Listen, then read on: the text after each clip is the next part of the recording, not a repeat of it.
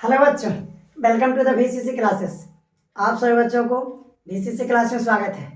आज हम लोग विद्युत धारा का लेक्चर नंबर 5 देखेंगे। ठीक है, इस लेक्चर में हम लोग बात करेंगे ओम का नियम और उसके सत्यापन पे। ठीक है, तो आइए इसकी शुरुआत में हम लोग एक स्टेटमेंट से करते हैं। कहते हैं बच्चों कि बिना संघर्ष कोई महान नहीं होता, बिना कुछ किए नाम नहीं होता। बिना संघर्ष के कोई महान नहीं होता, बिना कुछ किए नाम नहीं होता। जब तक न पड़े हथौड़े की चोट, पत्थर भी भगवान नहीं होता। तो ये बच्चों, इस लेक्चर में हम लोग बात करेंगे ओम का नियम।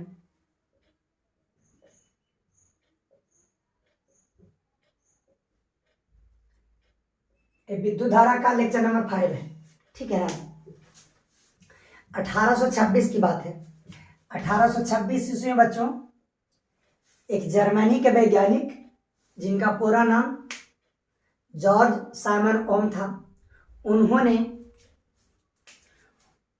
विभवांतर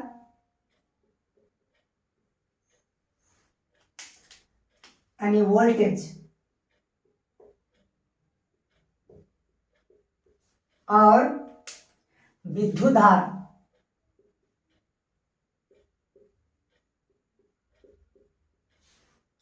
यानी बच्चों करेंट, इन दोनों के बीच में एक संबंध बताया। ठीक है, और इसीलिए चूंकि इसको बताने वाले जॉर्ज साइमन ओम जी थे, इसीलिए उनके सम्मान के लिए हम लोग उन्हीं के नाम पर इसे ओम का नियम कहते हैं। ठीक है, इन्होंने संबंध बताया था वोल्टेज यानी विभवांतर और करंट यानी विद्युत धारा के बीच में। ठीक है, चलिए उससे पहले हम आपको क्वेश्चन बताते हैं, पूछते हैं आपसे। हम लोग विभवांतर और विद्युत धारा में संबंध अभी देखेंगे, लेकिन इससे पहले आप एक क्वेश्चन बताइए बच्चों। कभी कभी आप जब घर में देखते होंगे कि जब आपका घर का बल्ब या पंखा जब स्लो गति से अचानक चलने लगे, पहले तेजी से चल रहा था, फिर अचानक स्लो गति से चलने लगे, तो आप बताइए कि स्लो गति से चलने लगा है तो वहां पर वोल्टेज कम गया है या करंट कम गया है, बताइए, या दोनों? ठीक, हाँ, आंसर सोच लिए। तो दरअसल बात यह है कि बच्चों कि जब आपका जो बल्ब था या पंखा था, जो भी आपको तीव्र गति से चल रही थी, लेकिन अचानक यदि स्लो मोशन में चलने लगे या बहुत कम लाइट देने लगे, तो वहां पर वोल्टेज एज वेल एज बच्चों साथ में करंट भी कम जाता है। ठीक है ना, विभवांतर और विद्युत धारा के बीच में संबंध बताए थे ओम जी, तो उन्होंने यही संबंध बताया था। उनका कहना था जॉर्ज साइमन ओम जी का, उन्होंने क्या कहा? उन्होंने कहा बच्चों विभवांतर को यानी वोल्टेज को हम V से सूचित करते हैं और विभवांतर को बच्चों I से सूचित करते हैं, करंट को। तो ये जो हमारे ओम साहब थे, इन्होंने कहा कि विभवांतर और विद्युत धारा समान अनुपाती होते हैं।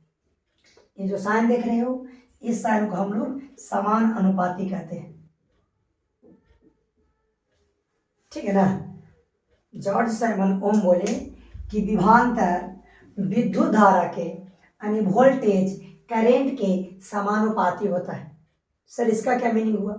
इसका मीनिंग हुआ बच्चों कि यदि आपका किसी परिपथ में वोल्टेज बढ़ेगा तो करंट भी बढ़ेगा। समानुपाती का मीनिंग है कि एक राशि दूसरी राशि पर इस कदर निर्भर करे कि एक राशि के मान बढ़ने से दूसरा राशि का भी मान बढ़े, तो इस प्रकार के अनुपात को हम समान अनुपात कहते हैं। ठीक है, व्युत्क्रमानुपात क्या होता है, जिस दिन आएगा हम उस दिन बात कर लेंगे। वैसे बता दें व्युत्क्रमानुपात में क्या होता है ना कि जब एक राशि जब बढ़ता है तो दूसरी राशि का मान घट जाता है, तो वोल्टेज बढ़ा तो करंट भी बढ़ेगा, और बच्चों यदि वोल्टेज घट गया तो आपको करंट भी घट जाएगा। लेकिन एक बात का ध्यान देना है, क्या?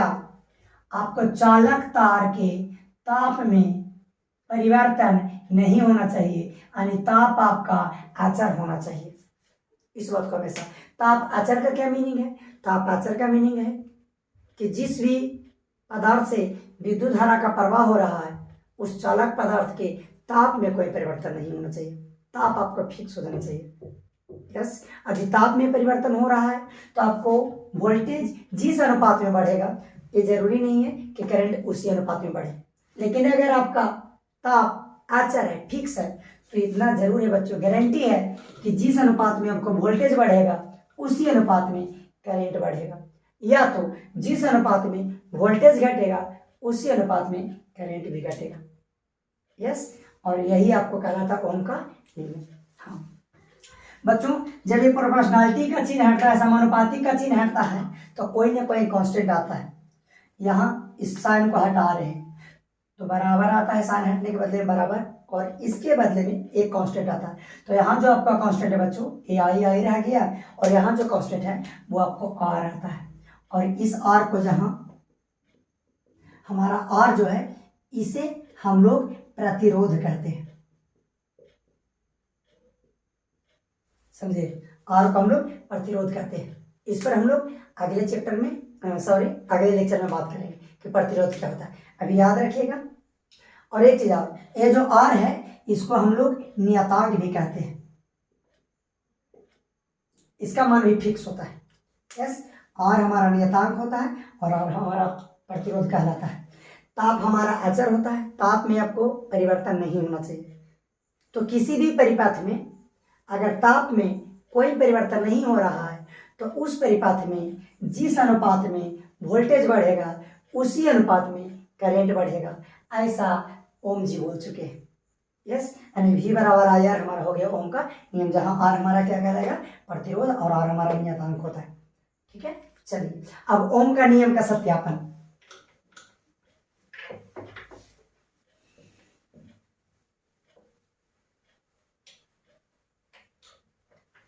ये आपको ओम का नियम था बच्चों।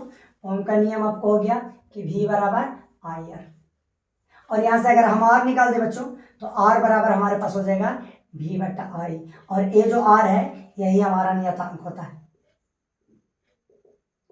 ठीक, चलो इसका काम है कुछ। चलो ओम का नियम का सत्यापन।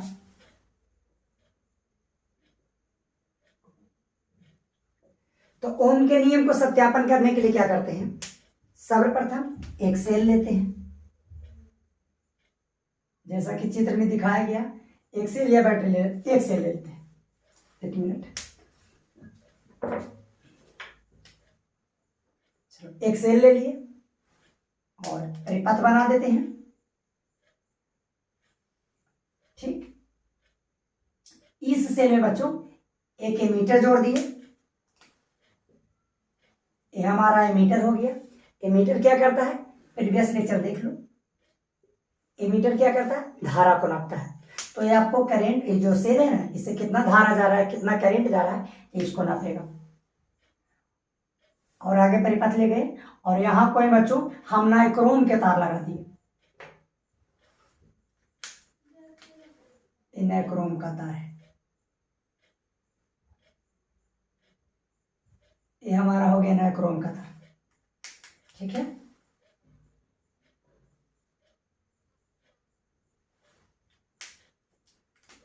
ये आपको हो गया नाइक्रोम का तार।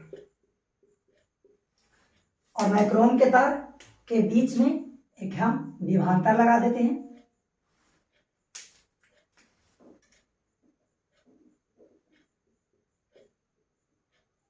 और ये क्या करेगा, ये नाइक्रोम के तार जिन दो बिंदुओं के बीच में जुड़ा हुआ है उसका वोल्टेज नापेगा, इस नाइक्रोम के तार में कितना वोल्टेज आ रहा है।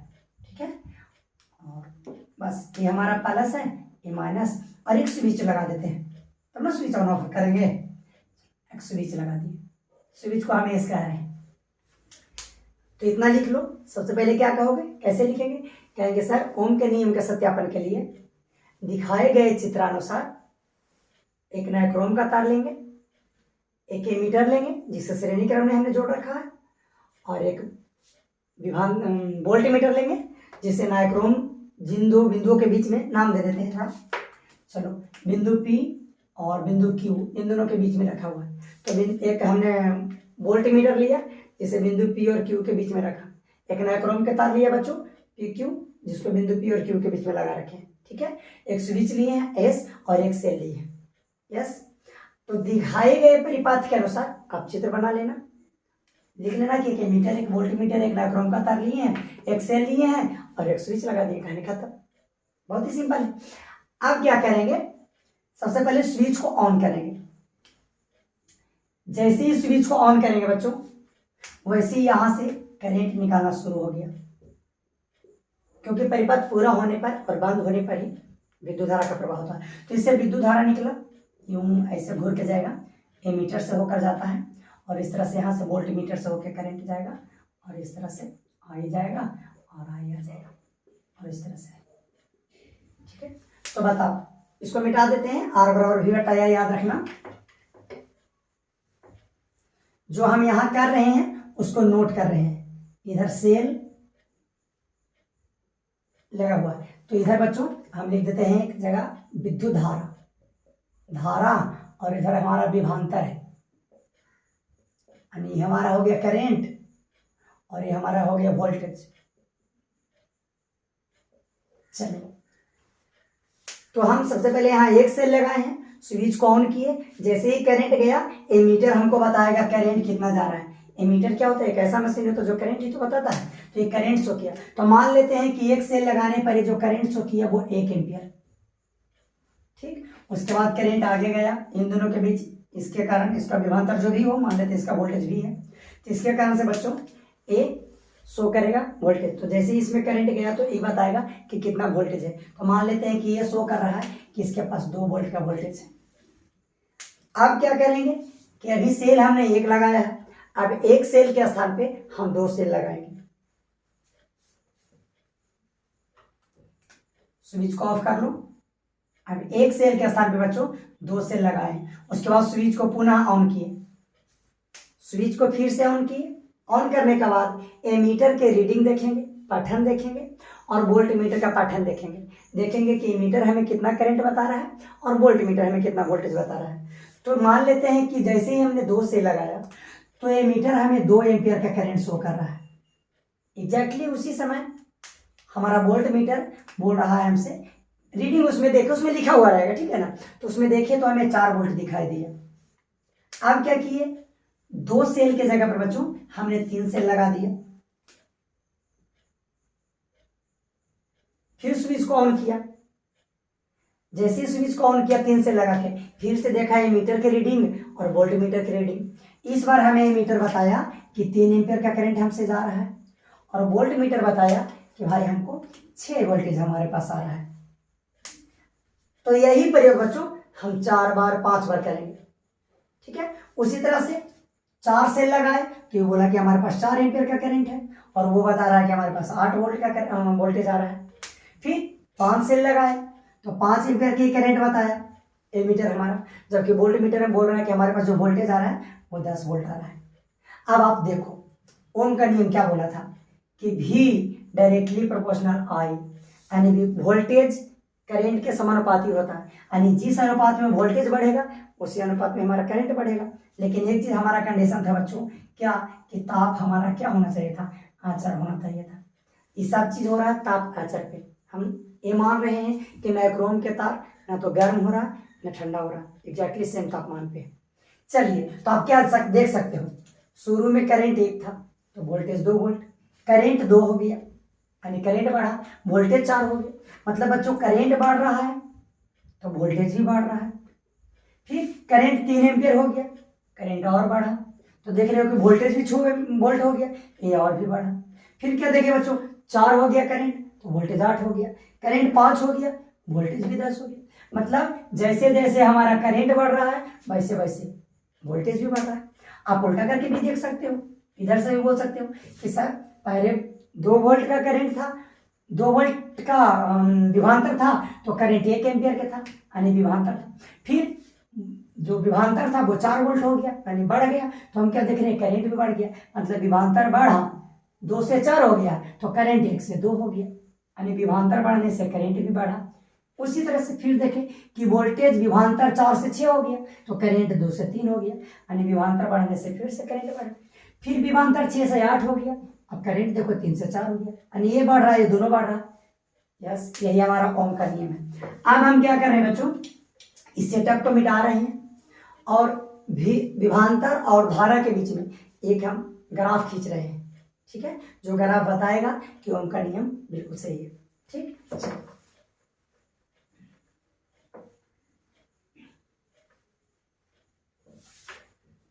ग्राफ खींचने से पहले बच्चों हम एक बार क्या करेंगे, ओम का नियम लिख लेते हैं। हम जानते हैं कि ओम का नियम हुआ V बराबर I इंटू आर। यहाँ से अगर R निकाले बच्चों तो हमारे पास आ जाता है V बटा I। V यानी वोल्टेज, I यानी करंट। तो इन सभी सेटअप में जैसा कि हम 1 2 3 से लगा कर देख रहे थे, उन सभी में अगर वोल्टेज और करंट का निकाल का हम अनुपात देखना चाहेंगे तो R तो हमारा नियतांक होता है। देख लेते हैं क्या R हमारा नियतांक है या नहीं।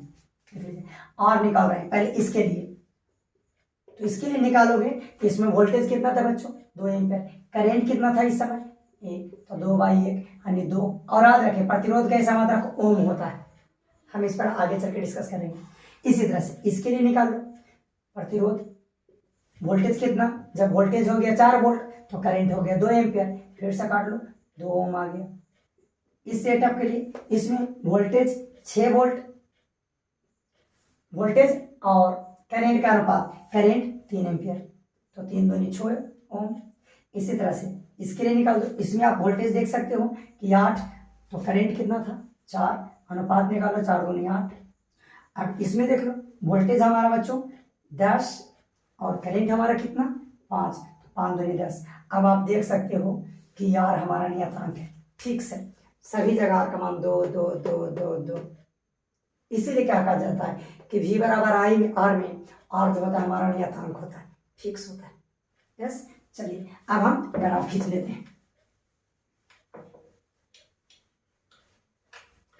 देखो ग्राफ खींचने के लिए क्या करते हैं बच्चों, हम लोग दो को कोई लंबवत रेखा लेते हैं।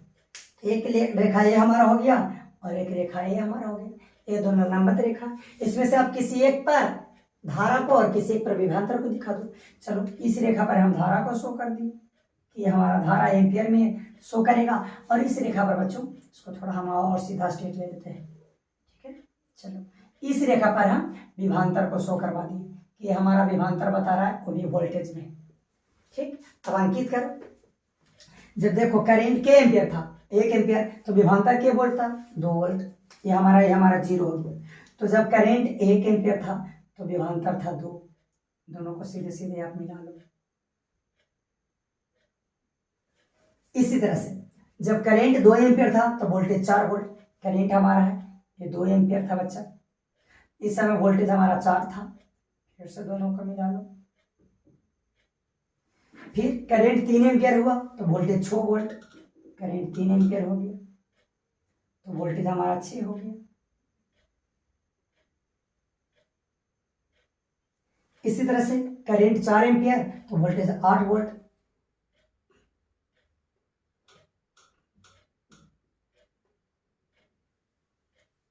और हमारा वोल्टेज 8 हो गया।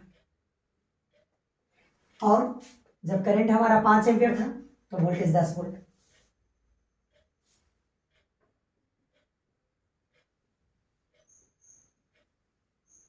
अब सभी को बच्चों मिलाकर एक हम अगर रेखा खींचे तो देखिए किस तरह से की रेखा प्राप्त होता है।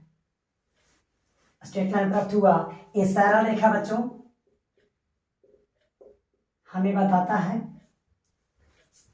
कि V और I का जो अनुपात है जिसे हम प्रतिरोध कहते हैं, और सभी कंडीशन में आपको 2/1 यानी 2 आया वही बता रहा है।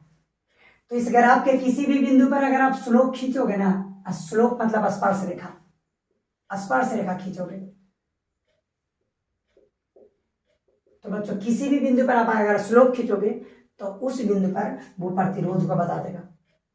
आप यहां पर स्लोप खींचना चाहते हो, खींच लो, देख लो ये है इसका स्लोप, यहां पर खींच लो ये है आपको स्लोप। अब दोनों के देखो कि दोनों सेम लाइन में, कहीं पे ढाल ज्यादा नहीं। स्लोप का मतलब अब देखो एक लाइन ऐसे है, एक लाइन ऐसे है, तो इसका मतलब इसका स्लोप ज्यादा इसका कम, इसका ढाल ज्यादा इसका कम। लेकिन आप यहाँ देख सकते हो कि दोनों का ढाल सेम है, मतलब यहाँ का प्रतिरोध और यहाँ का, इसका स्लोप क्या देगा, इसका स्लोप हमें प्रतिरोध देगा। प्रतिरोध यहाँ भी स्लोप खींच सकते हो सटा के।